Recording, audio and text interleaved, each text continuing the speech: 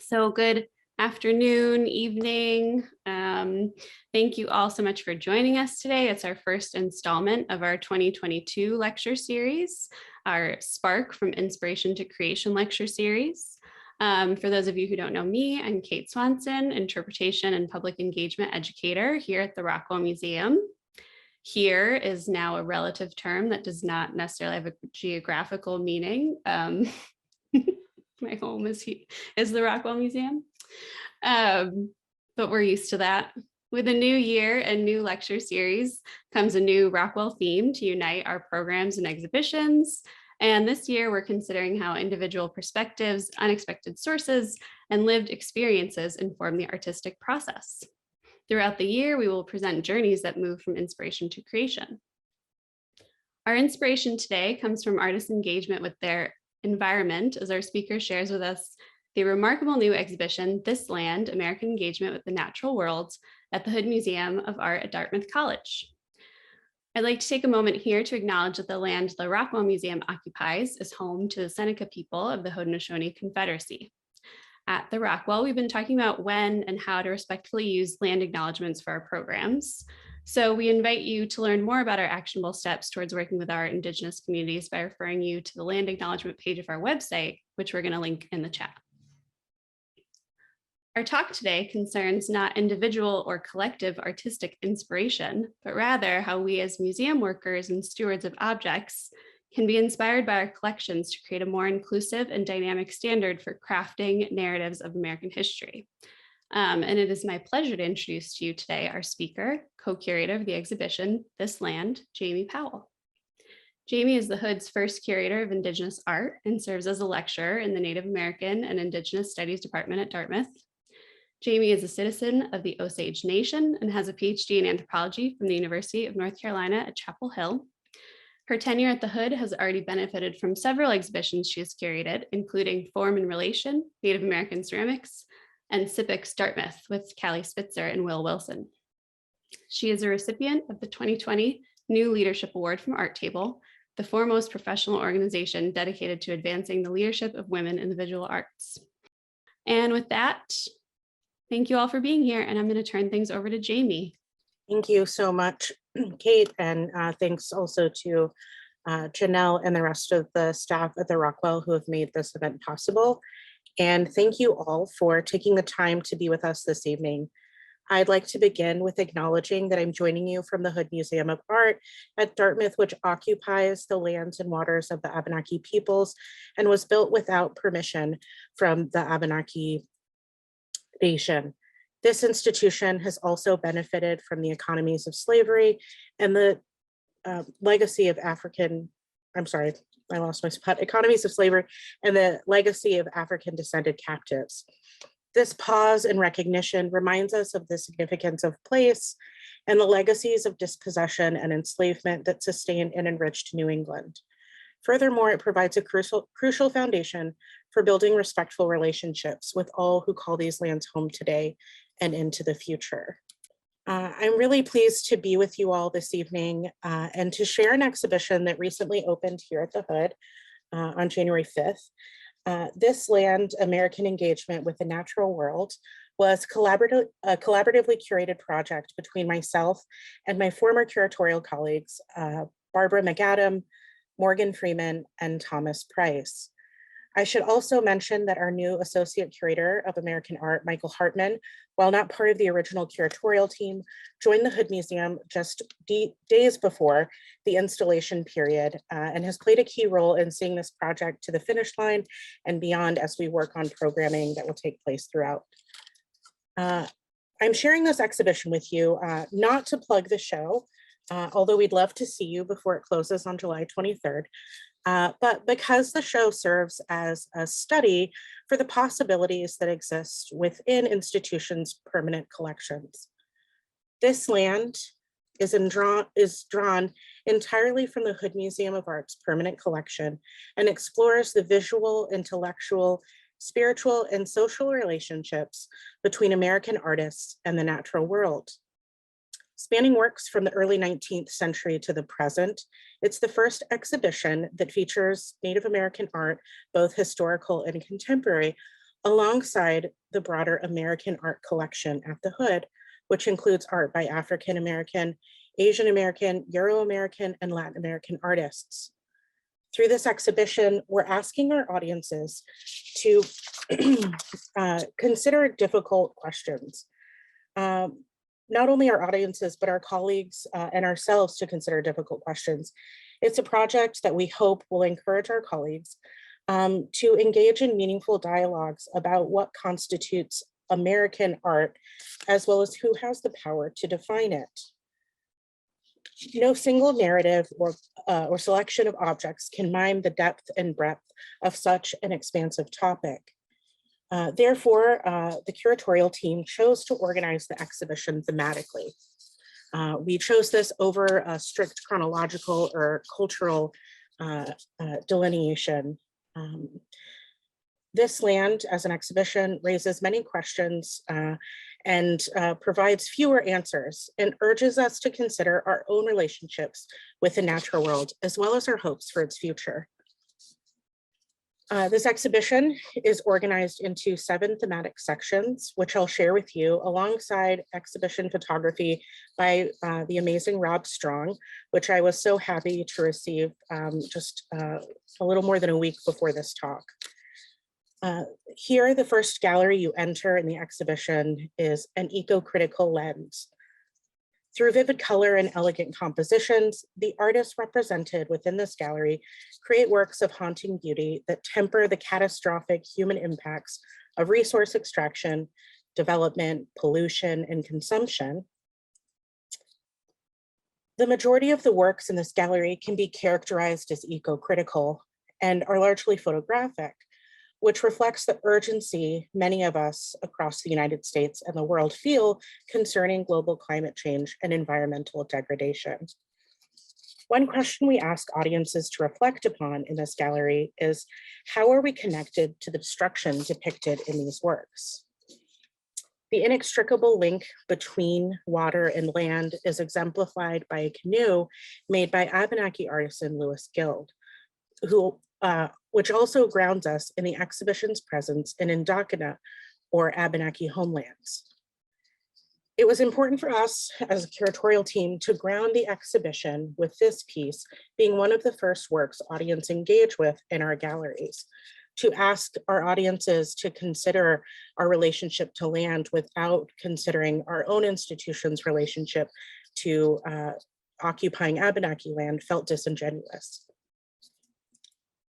Moving into our upstairs galleries, we come upon Knowing Nature, a thematic section, which was really the first section that came together as we were working on this project. Knowing Nature poses the question, how do we come to know nature? Is it through close observation, touch, book learning, storytelling, or art making? American artists from diverse cultures have long attempted to depict flora and fauna observed at close range, but also more distant natural phenomena as far away as the stars above. Many of the objects in this gallery reflect deep understandings of the natural world as experienced through close observation, as well as through intergenerational knowledge transfer and exchange, or knowledge that is passed down through oral histories and kinesthetic means of art production.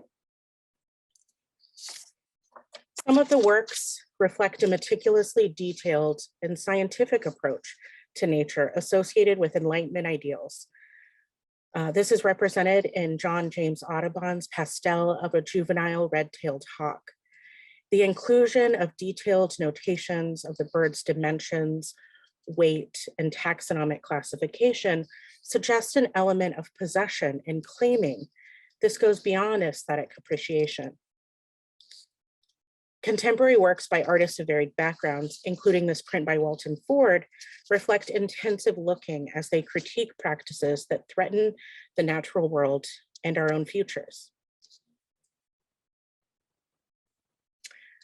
From here, we move into the theme of sustenance, which explores the complexities of food acquisition in relation to necessity, abundance, nourishment, and labor. Oh, sorry, got behind in my slides. Here we are. Consumption, among the most foundational elements in any society, plays a central role in shaping American cultural relationships to the land. The hierarchy of enslaved people, indentured servants, sharecroppers, and free peoples in the United States have dominated the structure of food production through the 20th century. At the same time, scenes of rural agricultural labor have come to be a hallmark of American identity and reinforce ideals of land ownership and self-sufficiency. The works and sustenance consider the specialized ecological knowledge that communities hold and how these knowledges sustain our lives. One of my favorite groupings in this section is about corn, which, insert joke here about being corny. I think all of my colleagues are tired of hearing me talk about corn, but it's this one kind of quintessential or staple American food, but three works within our collections really show the multiplicity of experiences that we've had with corn over time, and depending on our cultural backgrounds or ethnic or racial or national backgrounds. So the image on the left here is a World War I era propaganda poster that's encouraging Americans to consume corn in all of its varieties as much as possible. So corn cakes, there's cornmeal, hominy, and corn syrup. I've had a lot of students come through and talk about how they thought corn syrup was bad. And so just thinking about how that has changed over time. The image in the center is by Tonita Pena, and it's a picture of a green corn dancer. So thinking about the spiritual connections to crops and agricultural production within Pueblo communities in the Southwest. And the final image on the right is a cob of corn that has been weaponized. It's been turned into a bomb that looms over the silhouette of a migrant family. And the artist here, Nicholas Lampert, is critiquing agribusiness, but also, puts a call out for our audience to think about our relationship to migrant farm workers and how they relate to our own food consumption and acquisition. The next section is expansion, encounter, and exchange. Here we complicate the singular narrative of westward expansion. First defined in the 1840s, Manifest Destiny asserted that the United States was predestined to expand its territory across the North American continent. Visual expressions of this imagined inevitability often erased violence of westward expansion. Intimately tied to the spread of slavery through the creation of so-called free and slave states, this expansion continued with renewed vigor after the Civil War. The idea of the West became a new foundation for the American ideology of progress, as government-sponsored surveys mapped the landscape, preparing the way for settlers, miners, and transcontinental railroads. Colonialist policy continued through the so-called Indian Wars as Native nations were forced from their homelands and largely stripped of their sovereignty. Newly formed national parks strengthened the tie between American identity and the land, becoming symbols of national unity. Art often served as a nexus for these developments and colonialization more broadly, but also as an impetus for more complex exchanges between Native and non-Native peoples in the West. One grouping that speaks to the kinds of complex entanglements are these three works by John Sloan, Elizabeth and her daughter Louise Hickox, and Edward Muybridge. So starting on the right, Edward Muybridge and many photographers were sent out by the US government on survey expeditions to photograph or sketch the landscape. And oftentimes these artists were not funded by the government so much as a particular branch of the government, the Department of War. And so thinking about the relationships that artists who have kind of captured these images of the West have with the funding sources and how they're really more involved in shaping US policy than I think any of us know or have paid close attention to. And then on the left here, we have this pairing of a print by John Sloan, who is critiquing, as he often does, the tourist economy in the Southwest, and particularly the Fred Harvey Company in Santa Fe, who would take buses of tourists out to pueblos. And so serving us this really kind of self-flagellatory image of the kinds of economies that were operating within places like Santa Fe.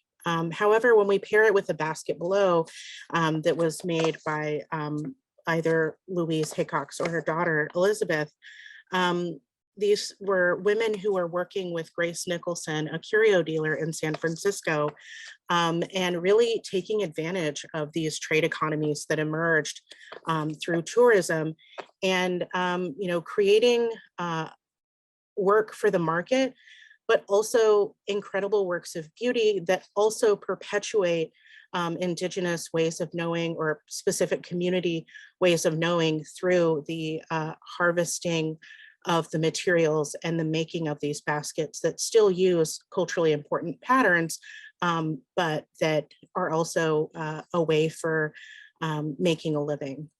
So thinking about, how can we complicate the stories of the West that we tell within our institutions?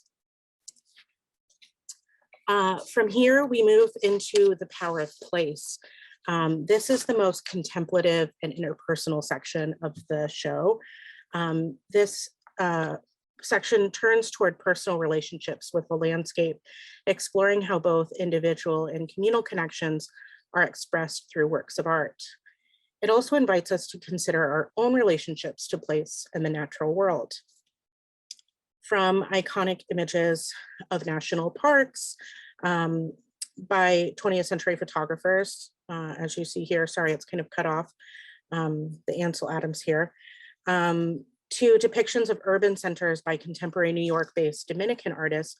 This section examines how connections with the land and home have changed over time through experiences such as displacement and diaspora. Here, we ask our audience to consider, how do we form relationships, spiritual, aesthetic, physical, or otherwise, to the land? How can a place inform our understandings of ourselves? Another interesting conversation that emerges in this section, and particularly on this wall here to the right, are issues around belonging and citizenship. So Lauren Harris, the painting on the right of Lake Superior, is a body of water that connects the US and Canada. Lauren Harris is Canadian, and so we had some interesting conversations about whether or not to include this piece in the show. But before the kind of insertion of the border, and even within the last several decades, there was a great deal of movement that happened across the US-Canadian border, and people who lived on the border really moved freely. And so this is kind of a liminal space, and we love this work so much that we had to include it. We also have works by Alex Guerrero on the bottom left here, who was born in the Dominican Republic and emigrated to the US, specifically New York. And then Walter Williams, the top left image, who was born in New York, but worked for several years in Mexico before eventually becoming an expat and emigrating to Denmark and becoming a Danish citizen. So here we can think about how we make decisions about who is American and how that impacts the artists who are represented in different collections areas. So 5 down, 2 more to go. This section, which is called Force of Nature, explores how natural forces can be beneficial in moderation, but destructive in extremes, and how these conditions feed human desire to control and manipulate our environment. Several works in this section depict natural phenomena in full force, including floods, forest fires, drought, volcanic eruptions, which is this very adorable Tavernier painting here, and landslides. Sabrera Tafoya's vessel depicting an Avanu, or Tewa water serpent, expresses the unstable nature of water, while Brenda Guerin's work on paper, created in the wake of Hurricane Irene on the left here, addresses the physical and emotional devastation of flooding. These images remind us that human actions in the natural world, such as overdevelopment and our contributions to global climate change, also impact extreme weather events, which often ravage neighborhoods housing our most vulnerable populations.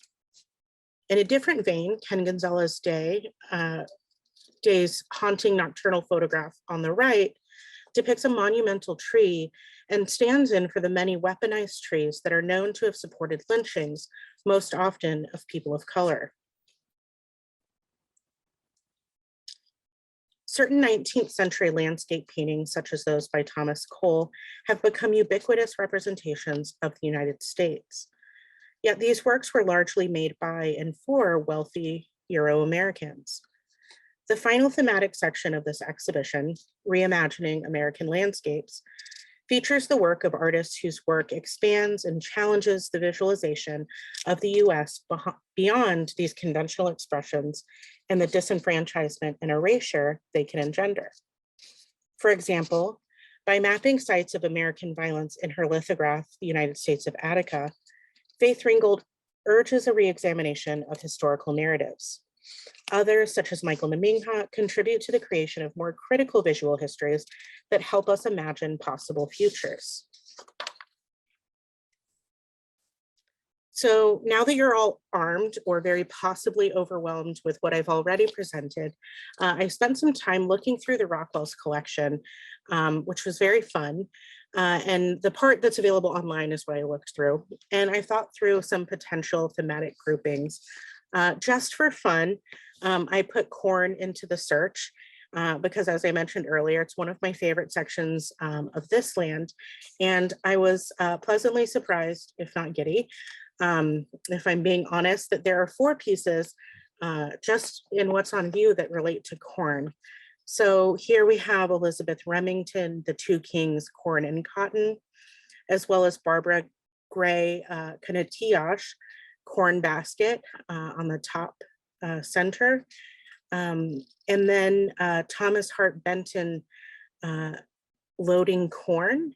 And on the right is Jason Garcia, Corn Maiden. So similarly, or similar to the Tonita Pena gouache that's on our corn wall, this woman here, this Corn Maiden that Jason's depicting here reading the Tewa Tales of Suspense, is participating in the Green Corn Dance.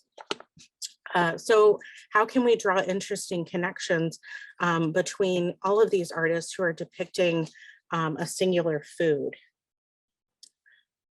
The next grouping was inspired by this really beautiful painting you all have by Norman Akers, one of my favorite artists, a fellow citizen of the Osage Nation. And so looking at this work, I then ran a search for elk. And here we have Akers' elk calling paired with Carl Rungius's elk herd. And I know that, we're putting works of art in conversation with one another, but I couldn't help but giggle at the fact that it looks like these elks are actually in conversation with one another when you position them in this way. The more I looked, I also found this pictorial painting on elk hide. This was made at the turn of the 20th century. And I think it invites a really interesting conversation about materiality and the role of painting in constructing histories across American communities.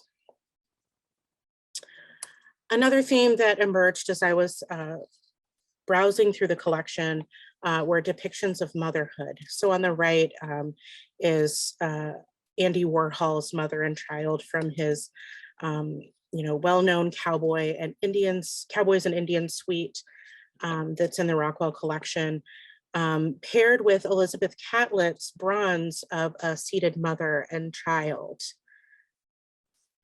Here we have Bastenia, Saint Leger Eberly, Little Mother, cast in 1911.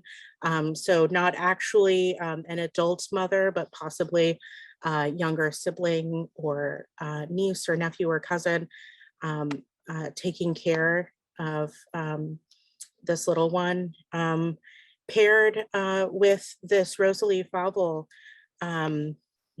multi or mixed media piece that has once again possibly siblings here, one taking care of another, and depictions of motherhood.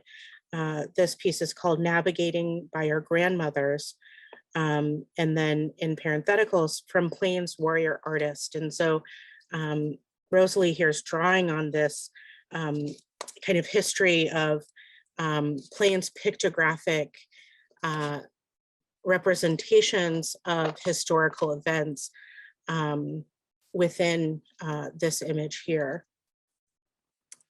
Another area that has incredible potential within the Rockwell's collection, which the museum has already engaged in very interesting and productive ways, are landscapes. I won't linger on these because I want to make sure that we have plenty of time for conversation and dialogue. But here are some groupings that I found to be interesting. So the kind of iconic Bierstadt of Mount Whitney, paired with the Letting Go and From Chaos to Calm, the Styptic by Kay Walking Stick. What's really interesting about these pieces is that they're actually have a similar scale. And so the Kay Walking Stick can really hold its own when you pair it with the Bierstadt. One of the challenges that my fellow curators and I had as we were looking at these, and we would kind of make arrangements like this on slides or and other things early on, kind of print out large pictures of everything and put them together. And then as you kind of make to scale images or get the actual works of art out, you see that there's kind of this disconnect in placing them alongside one another because of differences in scale. And so the fact that the Bierstadt and the Walking Stick both have, this really large scale, is really interesting. And then on the right here, Doug Smith's America's Crazy Quilt. Another, one interesting thing about both the Carl Rungius and the Albert Bierstadt is thinking about the fact that these are German-born artists who, are not questioned whether or not they're American, but thinking about how other artists kind of get pigeonholed into Latin American art if they emigrate from, places south of the US-Mexico border. This next slide has Thomas Moran's Clouds in the Canyon here in the center, paired on the left with Pete Jemison's North Farm Pine and Michio Takayama's untitled depiction of Gray Mesa. And so here, thinking about, kind of the pairing of paintings with drawings. And then on the right, Richard Parrish's Waterline. So sculptural depictions of the landscape. And some of you may have noticed earlier, but in the section on Knowing Nature, we have pairings of, paintings in gilded frames with, a pencil drawing above it. And we weren't sure how this was going to work. But people actually linger and spend time with those, and I think are kind of drawn to the juxtaposition of pieces that maybe don't at first seem like they should be placed alongside one another, but then when they take a closer look, they start to draw these connections. And I think that speaks to this larger goal of why haven't we put Native American art in conversation and alongside American art in exhibitions until now. The final grouping here are by Wayne Higby, Midsummer's Bay. So this beautiful glazed earthenware where he's depicting the landscape on both the interior and exterior surface of these ceramic vessels. Romare Bearden, The Conversation. When I first saw this piece with the train and the landscape behind them, because of my background and upbringing and experiences as an Osage person, I initially associated it with the idea of westward expansion and manifest destiny, and thought about railroads heading west, and that accompanied that expansion project. But the more time I spent with it, the more I realized that the train is a metaphor for the Underground Railroad, and this journey to freedom. And so I think it says, for me, that was a really great reminder of the fact that we all bring our experiences and understandings and our training to the works that we engage with. And so providing opportunities to kind of recontextualize some of these pieces in conversation with one another, and to really see the kinds of complexity that artists are putting into these works, that we are further complicating with our own assumptions when we view them. That's a really productive space. And then on the bottom here, this piece that I believe was commissioned for the Rockwell collection, or based on the Rockwell collection, Cowboys and Indians by Stephen and William Ladd. And this piece by Pablita Velarde, Goddess of Small Things. So this is a depiction here of a deity, but you can see an emphasis on the landscape in the image as well. Well, I do have some questions rolling in. And I know you said you have a couple kind of extra things at the end, but you can either look at those first, or we can start jumping into questions, whatever you prefer. Yeah, let's jump into questions. And if I get there. Great. Perfect. Well, one observation, while I think that was so much fun to watch, I was taking notes furiously, and I was like, okay, well, I guess I'll be coming back to this. So I'm watching the chat and taking notes, and yeah, lots to take away from this. And one just interesting kind of observation that I made while people are adding their questions is that as the interpretation and engagement and education kind of side of things, one thing that I've never thought about when encountering these kinds of exhibitions in other museums is how they, from like a practical visitor standpoint, they can also really combat visitor fatigue. When you mentioned how folks were lingering when there were really unusual groupings, you walk into a room, several rooms of Hudson River School paintings, like you look at two and you move on to the next room. So in terms of how we in the kind of education space can more deeply engage our visitors, that's another benefit to using this type of curation. Yeah, and I think it's also, kind of disrupts people's expectations in really positive and productive ways. For a lot of our visitors, who maybe aren't as experienced as some of our other museum goers, Mm-hmm. They see it as something that like, hey, this really makes sense to me in the way my brain works. I like what you've done here. And so, I think sometimes within the museum field, we are making work for one another and for our colleagues more than we're making it for our audiences. And so, it provides this kind of really generous opening that invites people in to kind of bring, as I said, their own experiences and understandings into the conversation. And so one of the things that we also did throughout was ask questions of our visitors. And there are a couple of people who I've talked with who are, either former or they're, trained art historians or former dealers, or, of a generation where like that was not something you did, that curators, deliver knowledge and expertise and tell people what to think about the work, or, present this kind of formalist, um, dialogue with the work that people read and move on. And so, I think, but for other folks, they're like, I like the idea that you're asking me to think about what I'm saying and that you are creating this opening for conversation. And, as you mentioned in my bio, but I am always quick to remind folks, I'm trained as an anthropologist, not an art historian. Mhm. And so I'm bringing a really different perspective to this work.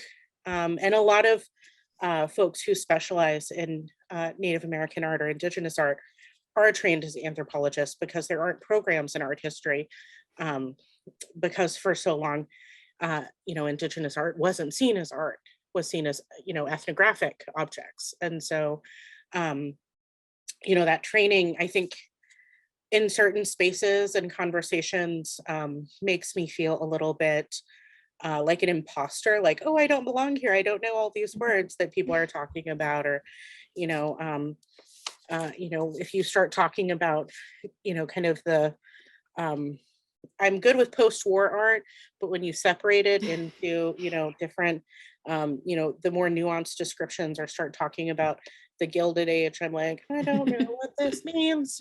But there are other things that I am bringing into the conversation, that, I think provide a different perspective.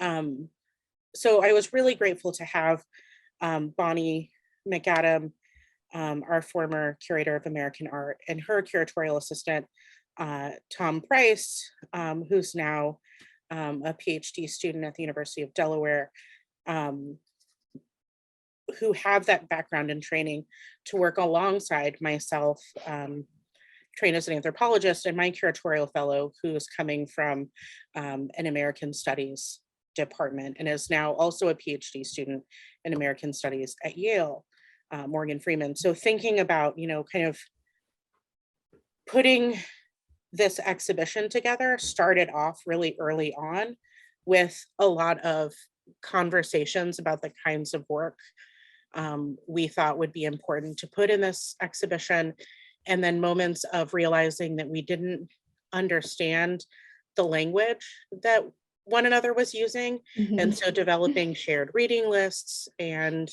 um, we had some brown bag lunch reading groups where we would, assign each other articles to read, and, to kind of create this shared language that we could use as we moved through the project. Yeah, I think inherent to, if you want something to be different, then you need to do it in a different way, right? And inherent to this kind of opening up of how we look at our collections is also that traditional breaking down of the siloing, and not only the siloing of, individual museum departments, but also who we hire to fill the roles, the traditional roles in a museum. And when I received my master's degree, I was told that I was a very anthropological art historian, and I am very, very proud of that. Right, because there's so much more questioning inherent in that, right? Okay, but even though I just want to talk to you about it, I will ask other people's questions now. So yeah, this is a great question. I think we have some other folks from the museum world and community on tonight. And like, what are some ways that institutions can start to complicate that single narrative of the West and the evolution of America if their collection is not as broad? Because I know you and I had started talking because the Rockwell, we have this great, collection of Indigenous pieces that were collected a long time ago. The Hood Museum has a vast collection. What are some ways that those museums with more limited access to objects can start to do this? Yeah, one of the things that we also put in this exhibition are QR codes with extended audio labels. And so some of the pieces that, and we're an academic museum, and so we kind of cap our labels at 100 words, 150 words actually, which is very generous. And, but there are some institutions where it's 50 or 75 words, but even in 150, we're not able to kind of convey the complexity of a piece in that small a space, or we're not able to do that work and provide a critique. And so, having something where someone can come in and scan a QR code and listen to someone talk about different aspects of the work, whether it be, thinking about like situating that work within an artist's career, thinking about um, how that work fits in with or kind of pushes against certain narratives. But the other thing is, with a limited collection, when I talk to museum colleagues, um, I remind them that Native Americans, at least since 1924, have been Americans. Um, and so that American funds, endowments that we use to collect art, American funds should be used to collect Native American art. And I encourage, curators to kind of push to make acquisitions. And, I think one of the kind of um, easy ways of doing this are to kind of bring in contemporary work or to bring in artists to respond to something. But I hope that, through the works that we put in this show and through what you've seen, you can see also that, there are historic works that can do this kind of complicating as well. And you don't have to rely on contemporary, that, you can, use historic collections. And um, there's also really great institutions out there who do loans. Um, I know the focus of this is permanent collections, um, but there are, folks out there with collections that, um, you know, that sit in storage and should be on view. And so, requesting loans for some material is always an option too. Yeah, I do appreciate that part of your answer though, is like to make acquisitions because that's really like where the real change happens. Yeah. Of course, we all understand the challenges faced by museums and budgets and everything, but yeah, it's like that's a very important piece of it. Thank you. That's great advice. Couple other questions. Let's see, we have a question about the weaponization of nature. I am interested in your point regarding the weaponization of nature, such as the use of trees for lynchings. And are you able to say a little bit more about that?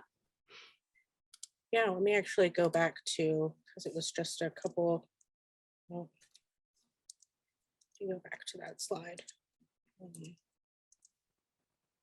So it's this image, but here I'll show you within the context of this section. So here, this is an image of the Dust Bowl. This is a floor of a home in the 9th Ward after Hurricane Katrina. This is a depiction of what happened after a mudslide in California. And then, another flooding image. And then we have this. So thinking about how, the kind of force of nature or violence of nature isn't always dependent on, kind of natural forces, but rather dependent on natural forces and perpetuated by human encroachment on the land, but also by the act of humans kind of weaponizing nature against particular populations.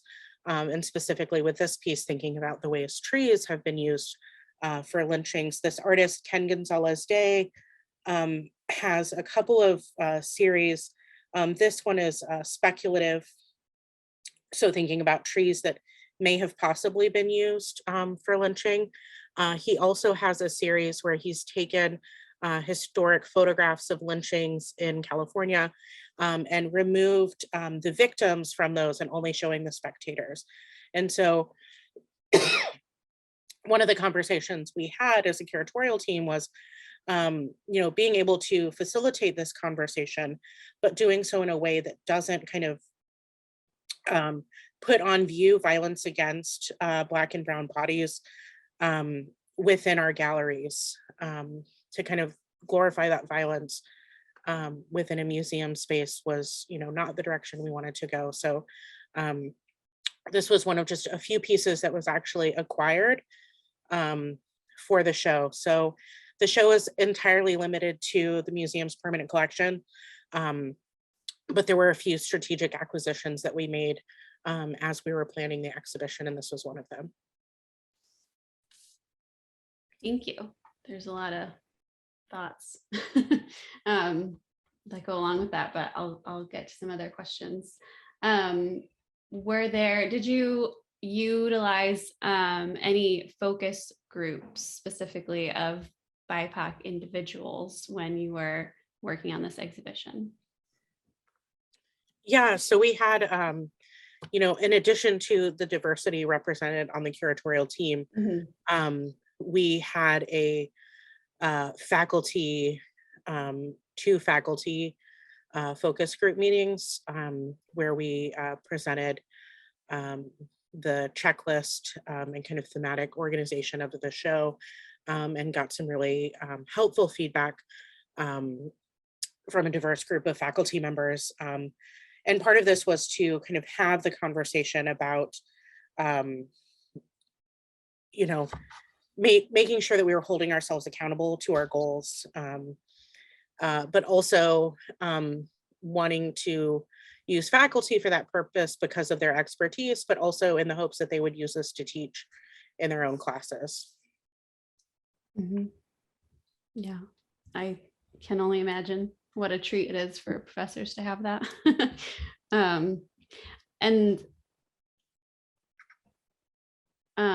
Sorry, was there more to your answer? Did I cut you off? No. Okay. And then, Okay. I mean, for other shows, we've had like student groups of, students who were advising shows. One thing that's really important is to always kind of pay people for doing that work. And then, but part of this was, the pandemic really limited our ability to like bring people in and, have conversations. And my fellow museum colleagues can attest to, how, an advisory meeting in Zoom is very different from an advisory meeting in person, and you don't have the same kind of engaged and critical conversation on Zoom that you might have in person. Yeah, absolutely. Very different energy. Okay. I might not get to all these questions, but we'll do our best. Okay. Is using the term westward expansion harmful to progressing a more inclusive narrative? So I think the question is like, if an institution is still using that type of language in their galleries, is there something else they should be using instead? Yeah, so that section is called expansion, encounter, and exchange. And when you read it, it's more clear that it's an articulation of a critique against ideas of manifest destiny and this kind of singular narrative of westward expansion as being this kind of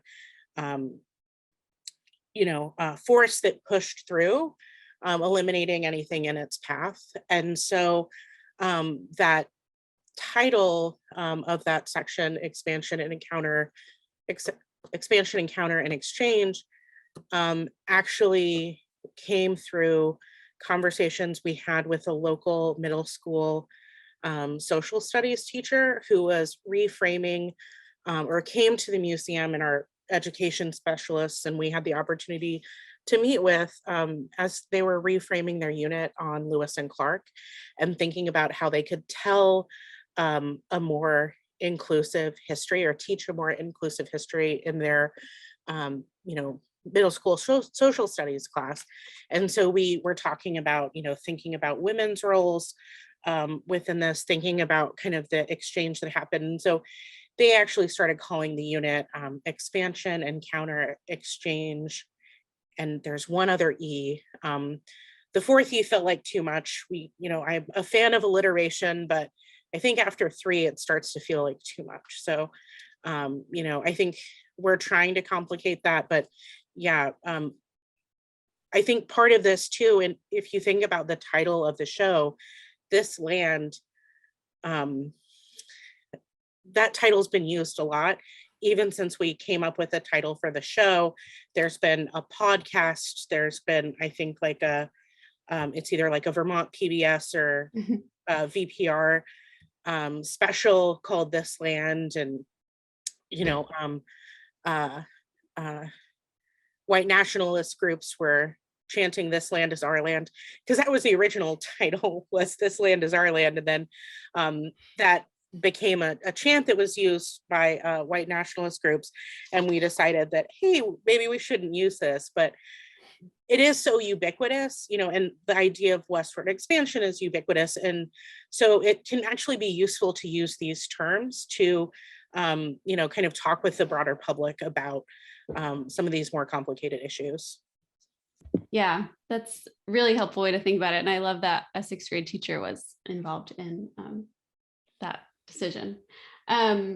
Was there previously permanent installations of Indigenous art at the Hood? I'm sure that your galleries rotate quite a bit, but Yeah, so we have the only permanent gallery we have right now are our Assyrian reliefs. Those are a little difficult to move. And so along with the, I think we have 16 galleries in total, and 15 of them are, you know, temporary changing. And so we have, instead of having, you know, permanent uh, galleries with, you know, installations that stay up all the time, everything's changing. When everything is changing on like a 3 to 6 month calendar, it's too much. And so we're in a place where we're trying to figure out if we can have some things that stay up for a year or 2 years, and then have, you know, but we want it to be a dynamic space. We often joke that we're the only show in town up here in Hanover. And so we want, you know, our students and our faculty and our visitors to have, you know, different experiences every time they come, and to, you know, maintain a certain kind of like dynamic atmosphere. But Native art is always on view. So part of our permanent collection is always on view in the galleries. yeah, that makes sense. And then the last thing that I'll ask from here is that I know you talked about scale and you did talk about juxtaposing media, but I think you had mentioned to me, and somebody asked this question as well, about how you worked on displaying different media without, you know, to kind of avoid running into any of those issues of hierarchy of materials, which is something that happens in our museums. So this kind of niche here is all works of the thing about dining, adornment, and decor. And so we have this, I always forget which Peale, James Peale. There's so many One of Peales, the Peales. paints, you know, still lifes and landscapes that I can't, but anyway, James Peale. And, you know, there's this kind of abundance being depicted, and there are these leaves in this image. The tea set below was owned by Daniel Webster, and there are also vines that kind of uh, curve around the handles on these on this tea set here. There are leaves depicted on the table, but you also see them happening on these bandolier bags. This Delaware bag here on the right, and this Anishinaabe bandolier bag on the left. And you see these kinds of floral patterns. This is a pair of mucklucks that are Gwich'in, and this really kind of, you know, this beautiful embroidery, but that doesn't necessarily read, other than the material it's being put on, as Native American. And so thinking about kind of one of the things that was really important for us was kind of placing different media in conversation in a way that didn't kind of reify this art craft divide. So thinking about how we could place things in conversation. So here putting the Gruby vase next to the painting, the Mariah Oki doing painting of irises, having this Acoma Oya in conversation with the Walton Ford and the Audubon, and really not having like a bunch of cases in the middle and a bunch of 2D work on the walls. So it was certainly one of the more challenging parts of the show, was thinking about how to kind of create that dialogue in the galleries without reifying these hierarchies. But I think it's something to that's been well received by our audiences. And I think that, we'll continue to try and do this as much as possible. Yeah, I think that was an important thing that I wanted to make sure you explained for the other museum folks that are on the call, so that they can take some of those ideas back. But yeah. Well, should I ask this one last question? I haven't lost everybody yet. It's a very easy question. Well, if there's one last question, Yeah, you can't leave them we get them hanging. all. They said, I might have missed it, but are there textiles in the show? And if so, what role do they play? A textile enthusiast. So there's this pairing of a Georgia O'Keeffe Taos Mountain and this Dene saddle blanket. And so this is, the one kind of, there are other textiles in the show, like I just showed the bandolier bags, but this, woven textile here. And one of the things that, is interesting about this is these are women who were living in the same geographic region, about 30 to 40 years apart from one another, and are depicting the same, if not similar, landscape in different media. But this O'Keeffe was on view before, but when we hung it next to this Dene or Navajo weaving, I saw the landscape in a really different way. The really beautiful kind of purple undertones in the shadows, and this purple line that runs through here really stand out so much more when you have them next to one another. And then also kind of the orange yellow here, picking up on this landscape here. So thinking about like the colors in the landscape informing the works that these women were creating,